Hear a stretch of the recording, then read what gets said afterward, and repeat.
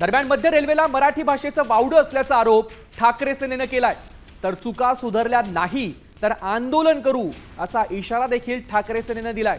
नेमकी ते काय म्हणालेत पाहूयात। मराठी मातृभाषा ज्या महाराष्ट्रामध्ये रुजते वाढते, त्याच मराठी भाषेला मध्य रेल्वेच्या माध्यमातून येणाऱ्या गाड्यांमध्ये मराठी भाषा लोणच्यासारखी वापरतायत का? आम्ही याचा निषेध करतो।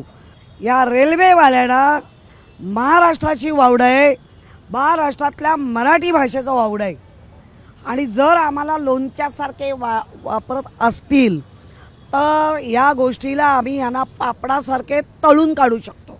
मराठी पण जपणं हे सरकारचं काम आहे आणि सेंट्रल गव्हर्नमेंटने जरी रेल्वे आणली असली तरी महाराष्ट्र सरकारची देखील जबाबदारी आहे आणि त्यामुळे मराठी भाषेला अभिजात दर्जा मिळाल्यानंतर जर मराठी भाषेची परिस्थिती रेल्वेमध्ये जर अशी असेल तर दुर्दैव आहे आणि म्हणून ही सरकारची जबाबदारी आहे।